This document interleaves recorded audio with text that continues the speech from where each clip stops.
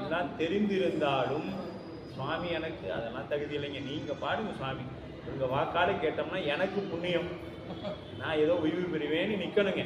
அதுதான் பணிவு. சொன்ன உடனே நான் போய் சரிங்க அப்படின்னு சொல்லி நிற்கக்கூடாது அப்படிங்கிறதெல்லாம் நம்ம அதை கொண்டு வரணும், நமக்குள்ளேயே பயிற்சி எடுத்து கொண்டு வரணும். நாம் என்னன்னா தினசரி நாம் செய்யக்கூடிய செயலை நாமளே சிந்திக்கணும். நாம் இன்னைக்கு இதெல்லாம் சொல்லியிருக்கிறோம், கோயிலில் இதெல்லாம் பண்ணியிருக்கிறோம், வாழ்க்கையில் இதெல்லாம் செய்திருக்கிறோம் அப்படிங்கிறத நாம் தொடர்ந்து சிந்திச்சுக்கிட்டே வந்தாதான் நம்மளை நாம் மாற்றிக்கொள்ள முடியும். சுய பரிசோதனை என்பது ஒவ்வொருவருக்கும் மிக மிக அவசியம்.